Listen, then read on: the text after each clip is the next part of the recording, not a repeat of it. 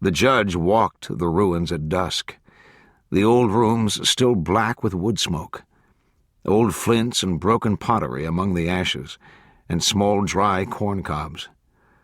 A few rotting wooden ladders yet leaned against the dwelling walls. He roamed through the ruinous kivas, picking up small artifacts, and he sat upon a high wall and sketched in his book until the light failed. The moon rose full over the canyon, and there was stark silence in the little valley. It may be it was their own shadows kept the coyotes from abroad, for there was no sound of them, or wind or bird in that place, but only the light rill of water running over the sand in the dark below their fires.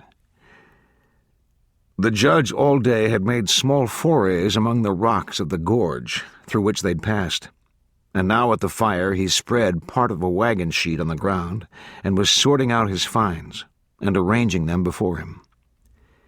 In his lap he held the leather ledger book, and he took up each piece, flint or potsherd or tool of bone, and deftly sketched it into the book. He sketched with a practiced ease, and there was no wrinkling of that bold brow or pursing of those oddly childish lips. His fingers traced the impression of old willow wicker on a piece of pottery clay, and he put this into his book with nice shadings, an economy of pencil strokes. He is a draftsman as he is other things, well sufficient to the task. He looks up from time to time at the fire, or at his companions in arms, or at the night beyond. Lastly, he set before him the footpiece from a suit of armor, hammered out in a shop in Toledo 3 centuries before. A small steel tapadero, frail and shelled with rot. This the judge sketched in profile and in perspective, citing the dimensions in his neat script, making marginal notes. Glanton watched him. When he had done, he took up the little footguard and turned it in his hand and studied it again, and then he crushed it into a ball of foil and pitched it into the fire. He gathered up the other artifacts and cast them also into the fire, and he shook out the wagon sheet and folded it away among his possibles, together with the notebook. Then he sat with his hands cupped in his lap, and he seemed much satisfied with the world, as if his counsel had been sought at its creation. A Tennessean named Webster had been watching him, and he asked the judge what he aimed to do with those notes and sketches, and the judge smiled and said that it was his intention to expunge them from the memory of man. Webster smiled, and the judge laughed. Webster regarded him with one eye asquint, and he said, "Well, you've been a draftsman somewheres, and them pictures is like enough the things themselves. But no man can put all the world in a book. No more than everything drawed in a book is so." "Well said, Marcus," spoke the judge. "But don't draw me," said Webster, "for I don't want in your book." "My book or some other book," said the judge. "What is to be deviates no jot from the book wherein it's writ. How could it?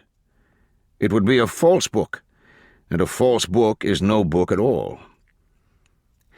"You're a formidable riddler, and I'll not match words with ye. Only save my crusted mug from out your ledger there, for I'd not have it shown about perhaps to strangers." The judge smiled. "Whether in my book or not, every man is tabernacled in every other, and he in exchange, and so on in an endless complexity of being and witness to the uttermost edge of the world." "I'll stand for my own witness," said Webster. But by now the others had begun to call to him his conceit, and who would want to see his bloody portrait anyway, and would there be fights break out in the great crowds awaiting its unveiling, and perhaps they could tar and feather the picture, lacking the article itself, until the judge raised his hand and called for amnesty, and told them that Webster's feelings were of a different kind and not motivated by vanity at all, and that he'd once drawn an old Hueco's portrait and unwittingly chained the man to his own likeness. For he couldn't sleep, for fear an enemy might take it and deface it, and so like was the portrait that he would not suffer it creased, nor anything to touch it. And he made a journey across the desert with it, to where he'd heard the judge was to be found, and he begged his counsel as to how he might preserve the thing. And the judge took him deep into the mountains, and they buried the portrait in the floor of a cave, where it lies yet, for aught the judge knew. When he was done telling this, Webster spat and wiped his mouth, and eyed the judge again. "That man," he said, "was no more than an ignorant heathen savage." "That's so," said the judge. "It ain't like that with me."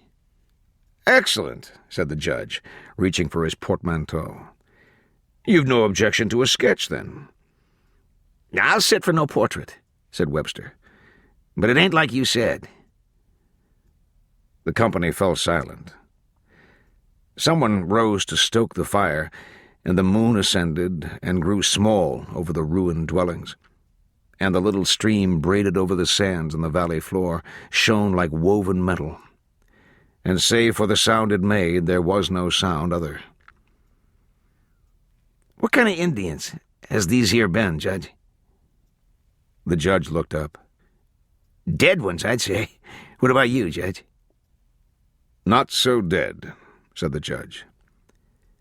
"They was passable Masons, I'd say that. These niggers hereabouts now ain't no kind."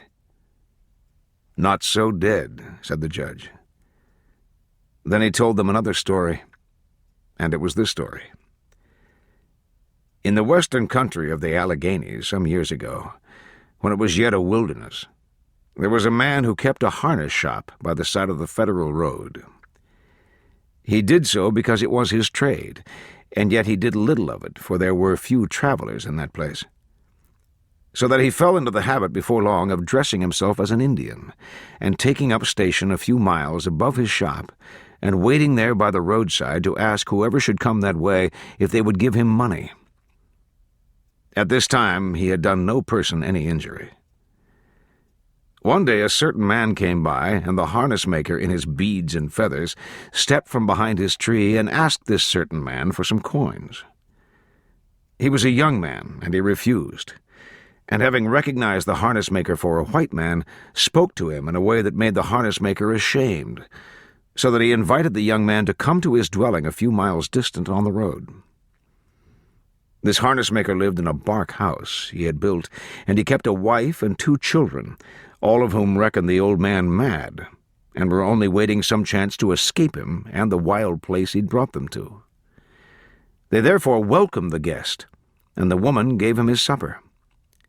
But while he ate, the old man again began to try to wheedle money from him, and he said that they were poor, as indeed they were, and the traveler listened to him, and then he took out 2 coins which like the old man had never seen, and the old man took the coins and studied them, and showed them to his son. And the stranger finished his meal and said to the old man that he might have those coins. But ingratitude is more common than you might think, and the harness-maker wasn't satisfied, and he began to question whether he ought not perhaps to have another such coin for his wife. The traveler pushed back his plate and turned in his chair and gave the old man a lecture. And in this lecture the old man heard things he had once known but forgotten, and he heard some new things to go with them. The traveler concluded by telling the old man that he was a loss to God and man alike, and would remain so until he took his brother into his heart, as he would take himself in, and he had come upon his own person in want in some desert place in the world. Now as he was concluding this speech, there passed on the road a nigger, drawing a funeral hearse for one of his own kind, and it was painted pink, and the nigger was dressed in clothes of every color, like a carnival clown.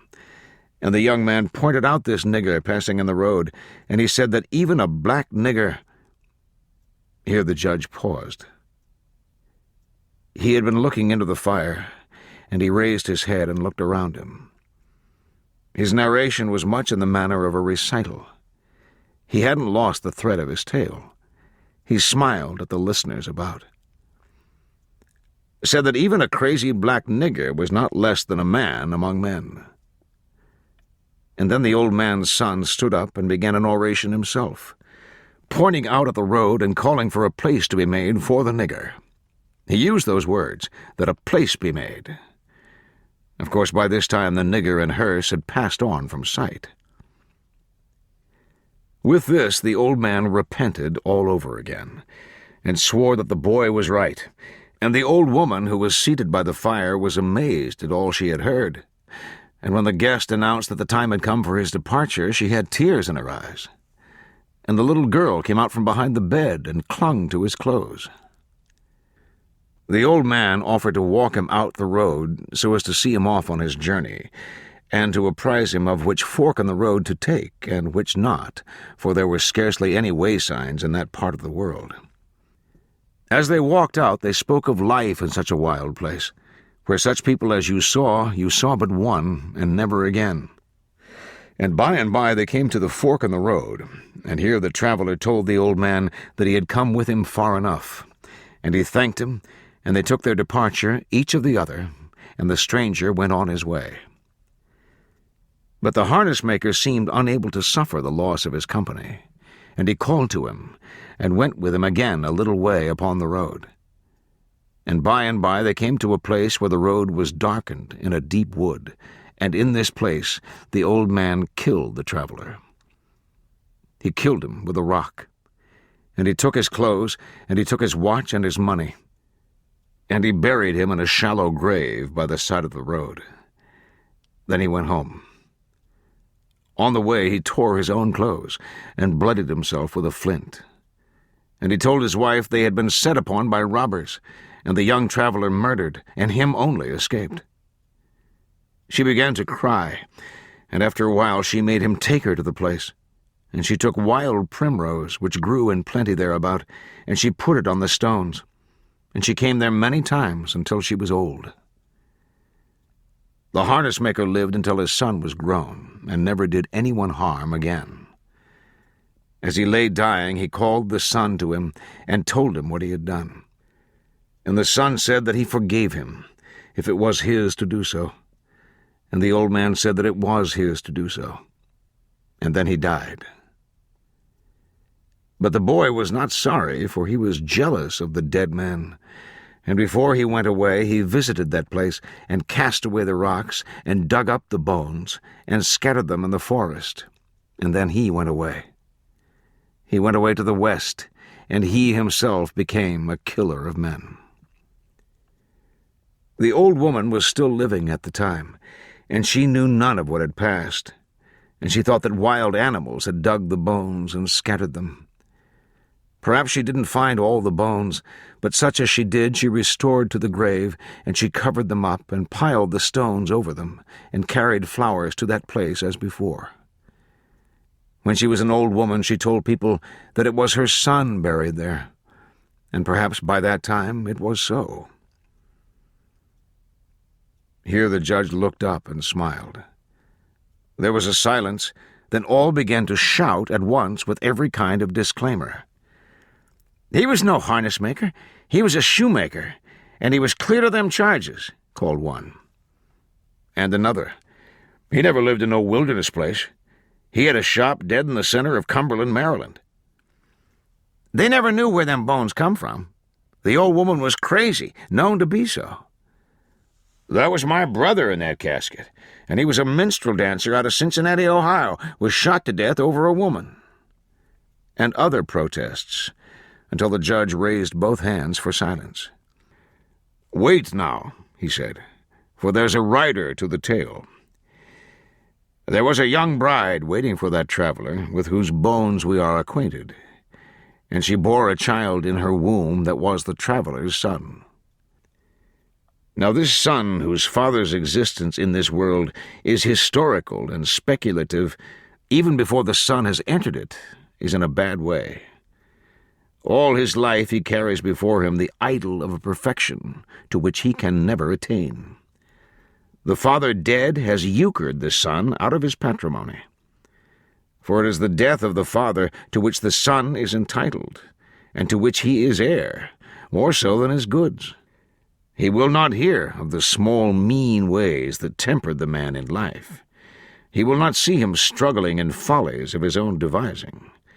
No, the world which he inherits bears him false witness. He is broken before a frozen god, and he will never find his way. What is true of one man, said the judge, is true of many. The people who once lived here are called the Anasazi, the Old Ones. They quit these parts, routed by drought or disease, or by wandering bands of marauders. Quit these parts ages since, and of them there is no memory. They are rumors and ghosts in this land, and they are much revered. The tools, the art, the building, these things stand in judgment on the latter races. Yet there is nothing for them to grapple with. The old ones are gone like phantoms, and the savages wander these canyons to the sound of an ancient laughter. In their crude huts they crouch in darkness and listen to the fear seeping out of the rock. All progressions from a higher to a lower order are marked by ruins and mystery and a residue of nameless rage. So, here are the dead fathers. Their spirit is entombed in the stone. It lies upon the land with the same weight and the same ubiquity.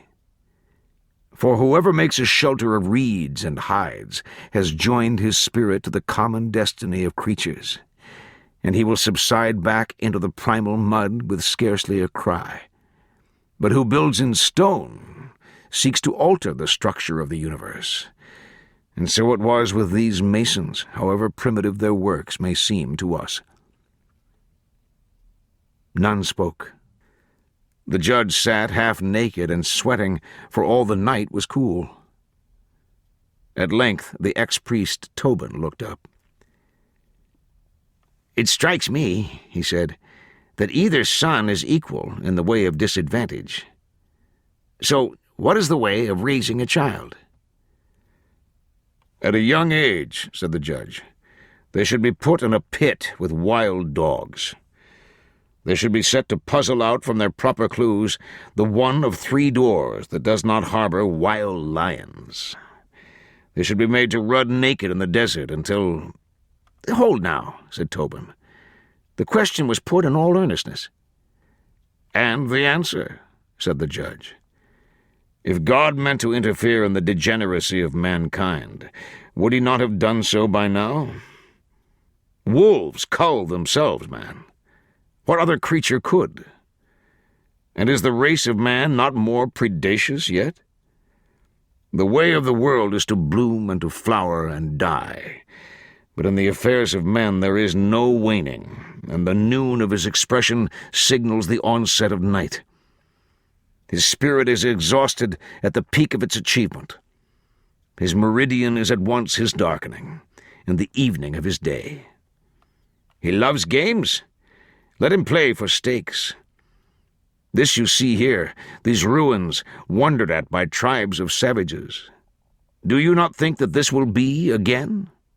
Aye, and again, with other people, with other sons." The judge looked about him.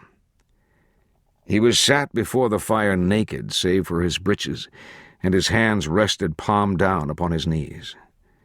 His eyes were empty slots. None among the company harbored any notion as to what this attitude implied, yet so like an icon was he in his sitting that they grew cautious, and spoke with circumspection among themselves, as if they would not waken something that had better been left sleeping.